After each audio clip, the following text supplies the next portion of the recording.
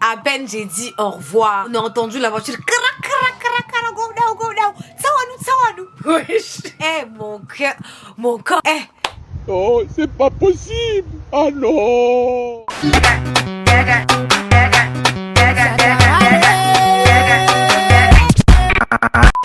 Salut tout le monde, j'espère que vous allez bien. En tout cas, moi ça va, hyper contente de vous retrouver dans cette nouvelle vidéo. Et ça va être une story time, les gars. Spécial Ramadan, j'espère que tout se passe bien de votre côté, que ceux qui font le Ramadan, vous jeûnez bien, que vous profitez de ce mois béni pour vous ressourcer, c'est le plus important. Pour ma part, tout se passe bien, Dieu merci. Et d'ailleurs j'ai eu la chance de partir à l'île de la Réunion pendant le début du Ramadan, ainsi qu'aux Comores. Et si vous n'avez pas vu la vidéo les gars, vous attendez quoi? Vous savez qu'on est une famille ici. Bah ouais, vas-y, clique là et abonne-toi en fait, si c'est pas encore fait.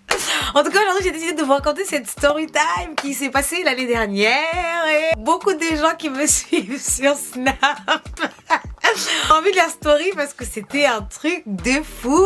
Attends, nous faut prison, 6 mois de prison ferme, flagrant délit, mais où nous jugeons au tribunal,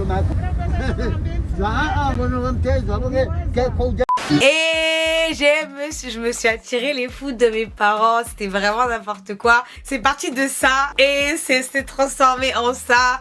Bref, vraiment. Je le souhaite en personne. En tout cas, avant qu'on commence, likez cette vidéo, bien sûr. Comme ça, on favorise l'algorithme. Comme ça nous fait monter puisqu'on est une famille ici. Et là, vous savez que le rythme des vidéos, c'est 2 voire 3 vidéos par semaine. Donc, abonnez-vous. Vous n'avez pas d'excuses là. Ok, on peut continuer. Story time. Alors du coup, comme je vous racontais, cette histoire s'est passée l'année dernière et j'étais chez moi, aux Comores, au pays. Et j'étais partie pour voir mes parents. Je leur ai fait une surprise. Je vous mets la vidéo ici, hein, pour la vidéo de cette année. Comme ça, vous voyez. C'est un peu dur d'être loin de ses parents. Pour moi, c'est super important d'y retourner et de les revoir. Parce que ça me permet vraiment de me ressourcer. Je pense que on n'a qu'une vie. Moi, même si c'est pour 4 jours, même si c'est pour une semaine, je préfère aller voir mes parents. Et comme ça me permet vraiment d'être dans un bon mood. Donc j'étais partie voir mes parents. Et du coup, quand je vais aux Comores, j'en profite toujours pour voir mes amis de longue date et aussi pour faire des projets divers, notamment la danse. Donc là en l'occurrence ce qui m'a ramené en prison c'est la danse, mais je vais vous expliquer comment ça s'est passé. Calmez-vous. Faut savoir que quand je suis partie, je suis restée 3 semaines. Et c'est vrai que, bon, je l'ai un peu cherché. Après, chacun fait ce qu'il veut, hein. Je dis ça, chacun est libre. Bon, libre avec quand même... Les Comores, c'est quand même un pays islamique. Et pendant le mois de Ramadan, il y a des choses que tu n'as pas le droit de faire. Notamment, tout ce qui est concert, bal, etc. Tout qui est lié à la musique, à la danse, c'est strictement interdit. Donc quand on te trouve, c'est à tes risques et périls. Mais non seulement tu payes une amende, tu vas en prison. Mais voilà, ça peut aller très loin. Donc il faut savoir que je danse pour les nouveaux, pour ceux qui rejoignent ma chaîne YouTube, je fais de la danse et je me suis dit c'est un peu le moment de retrouver mes potes qui sont danseurs et de faire des vidéos et de les garder en stock et on les publierait après. Qui nous a envoyé? Nous aussi. Non, c'est trop chétan, c'est nous-mêmes des fois. Et donc, j'ai appelé des amis danseurs, je leur ai dit oui voilà les gars, faudrait peut-être qu'on se revoie, comme ça on fait une petite répète et on fait des chorés et on les publierait, parce que moi pendant le Ramadan je mets pas des vidéos de danse, et on les publierait après le Ramadan. Je vous vois arriver avec vos ouais mais pourquoi ne pas publier des vidéos de danse alors que toute l'année tu danses et tout caca. Chacun ses croyances, chacun son chacun pour soi, Dieu pour tous. Voilà, je préfère dire ça comme ça après on va pas dire cancan. Il n'y a pas de cancan, c'est chacun pour soi, Dieu pour tous. Tu fais ce que tu veux, tu fais ce qui est bien pour toi, voilà.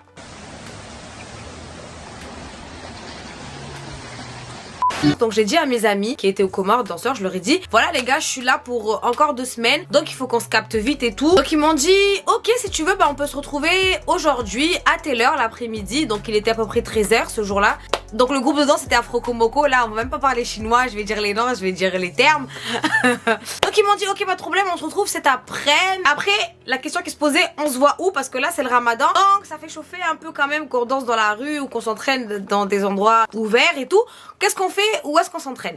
Et donc un des danseurs il a dit oh tu sais quoi, on va aller s'entraîner dans une asso culturelle et tout, comme ça là-bas on sera tranquille, c'est grave isolé. Et c'est vrai que c'est assez isolé quand même, parce que enfin quand tu passes dans la rue déjà tu vois rien et c'est vraiment à l'intérieur et tout. Donc on s'est dit on va aller s'entraîner là-bas, comme ça on sera tranquille, comme ça on aura des problèmes avec personne, parce qu'on n'a pas envie d'avoir des problèmes. Alors du coup l'après-midi arrive et on décide tous de se retrouver ensemble. Donc moi j'habite un peu loin j'habite dans la capitale mais c'est assez loin quand même, donc c'est toujours galère de trouver un taxi. Et pour moi trouver un taxi qui me ramène à cet assaut culturel, j'ai un peu galéré mais finalement j'ai trouvé. Donc j'ai pris mon taxi et tout, je suis descendue en ville. Je suis descendue en ville. Donc tout le monde était là, j'étais hyper contente de les retrouver parce que je trouve qu'il y a quand même beaucoup de potentiel aux Comores et malheureusement ces jeunes là ils manquent de visibilité et je trouve ça toujours intéressant quand j'y vais de danser avec eux, de les mettre en valeur et surtout de montrer que c'est pas parce qu'ils sont aux Comores que voilà qu'il n'y a pas du potentiel, qu'ils sont pas en place, parce que vraiment quand je vous dis ils sont en place quoi, tu vois. Donc je commence à faire des stories et tout, on se met d'accord sur quelle musique on va danser. Donc on s'est dit on va danser sur Maurice Beat parce que Maurice Beat c'est quand même quelqu'un de la team et tout, vu que je fais partie de la MB Industrie. Donc on s'est dit on va danser sur Maurice Beat. Un des gars avait déjà la choré, donc on a commencé à se la prendre et tout. Donc on va dire que l'entraînement devait durer 2 heures et il était à peu près on va dire allez 14h30. Donc on avait quasiment fini. On a commencé à parler de la suite, hein, vu que là on s'est entraîné, on n'allait pas filmer le jour J. Enfin généralement c'est toujours mieux de le filmer le jour d'après, comme ça après l'énergie, tout ça, au moins t'as le temps de te poser et tout, etc. et d'avoir l'esprit léger, frais, t'as capté. Et 15 minutes après on avait fini, donc on va dire il était à peu près 14h45. J'ai dit bon les gars, moi faut que je rentre parce que je suis une meuf et tout, ma mère elle m'attend, faut que j'aille à la cuisine et tout. J'ai même pas eu le temps de dire au revoir. J'ai mis mon laisseau, à peine j'ai dit au revoir, on a entendu la voiture Tsawanou. Et moi, j'étais la seule meuf et ils étaient allés à peu près une dizaine de mecs. Toujours dans des stars bombées, toujours dans des groupes de mecs, moi toujours. Les mecs là, ça va me tuer un jour. Donc quand ils ont dit, ils arrivent.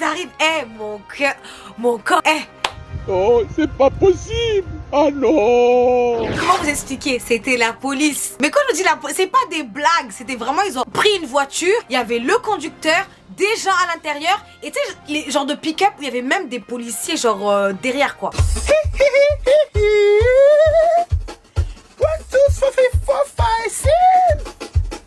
1, 2, 3, 4, 5, 6.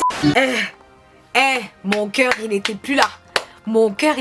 Et quand on dit ça nous, j'ai fait genre tu vois je suis pas avec eux. Et je vois ils commencent à embarquer les mecs qui étaient derrière moi. Et moi je commence à marcher.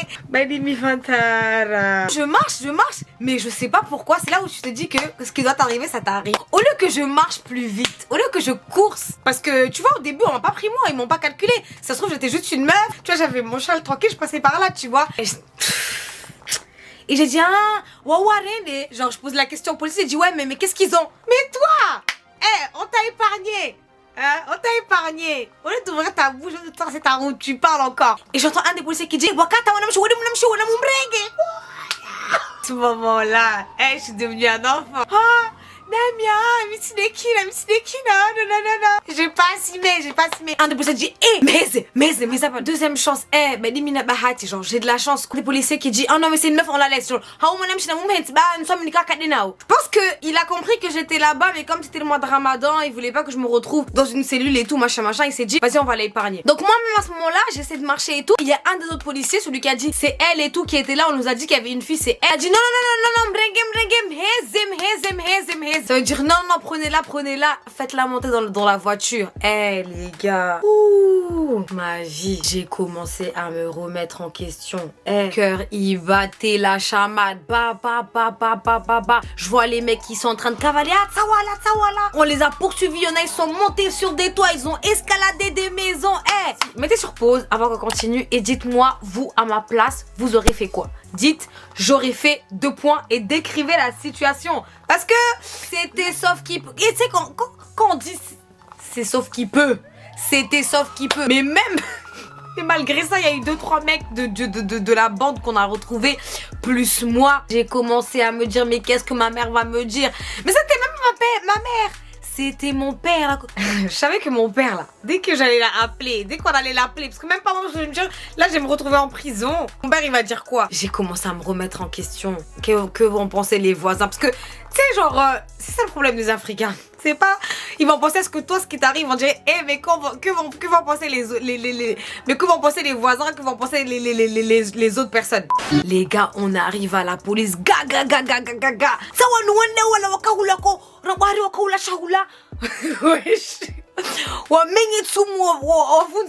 Allez-y, en cellule. Sur quand se réveille, y a de nouveaux dossiers. Oui. Comment vous expliquer? J'étais tellement mal. J'avais mon téléphone, mais j'avais peur de sortir mon téléphone parce que j'avais peur qu'on me prenne mon téléphone. J'avais peur qu'on me prenne mes affaires. Tu sais, j'étais tellement traumatisée que j'avais même pas. Tu sais, quand t'arrives même pas à dire A, B. J'avais plus de voix. Quand on est arrivé au poste, mais j'avais peur de passer ma journée là-bas. Je pensais à mon père, à ce qu'il allait me dire. D'accord, moi j'ai dit, ouais, est-ce que s'il vous plaît, je peux au moins appeler ma mère parce qu'elle travaille ici et tout. Je crois qu'il y a un mec qui m'a reconnu, tu vois, il savait que j'étais la fille de nanana. Il m'a dit, ouais, vas-y, fais-le, mais baise. Genre, j'ai pris le téléphone.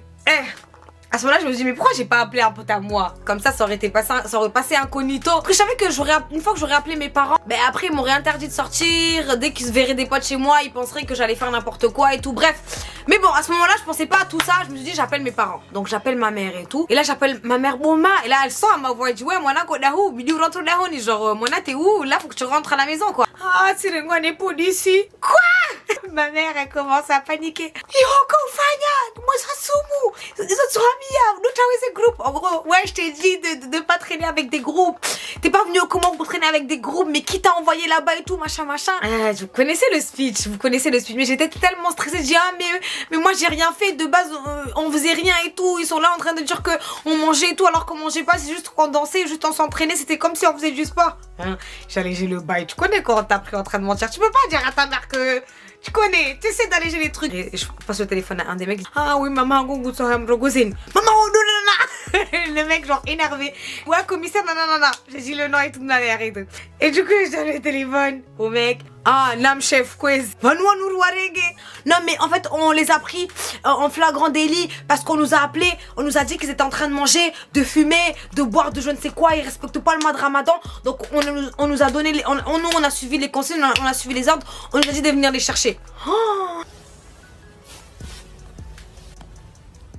Mais là, je me suis dit, mais les gens, c'est trop des mythos. Ça veut dire qu'à un moment, il y a quelqu'un qui a appelé, qui a pris son téléphone, qui a dit, allez chercher, parce que là-bas, ils sont en train de mettre de la musique, de faire n'importe quoi. Zerma, apparemment, se faisait des bisous. De base, t'as dit, tu jeûnes. Donc pourquoi tu mens, genre, enfin, bref.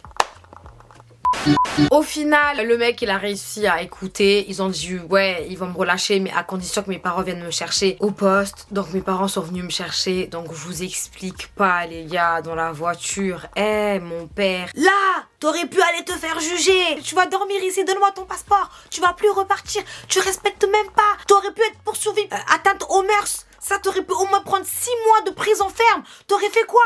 Mais t'es inconsciente. Je t'ai dit d'arrêter de traîner avec des groupes. Je t'ai dit d'arrêter de faire ci. Vous connaissez les parents. Ça a changé tout. Ça a tout chamboulé pendant mes vacances parce que du coup, dès que je partais, c'était les problèmes. Mes parents, ils voulaient plus que je sorte. Bah, mes parents, ils voulaient pas que je sorte. Mais je sais que je suis une fille tranquille, tu vois. Je suis une meuf piste. Bon, j'avoue que à chaque fois que je pars, à chaque fois, il m'arrive des galères. Mais c'est les galères qui viennent à moi, tu vois. Mais de base, je suis une meuf zen. Même si, genre, je sais que je pars avec des potes et même si c'est que des mecs, je sais que genre je suis une meuf tranquille, j'ai l'esprit tranquille. Donc au final, je suis rentrée chez moi saine et sauve, il m'est rien arrivé. Et depuis ce jour, bah je me suis dit vas-y, je vais grave respecter. Peu importe le pays où tu vas, s'il y a des règles, il faut respecter parce que tu peux très vite te retrouver dans des galères et dans des bourbiers comme ça. En tout cas, j'ai appris la leçon.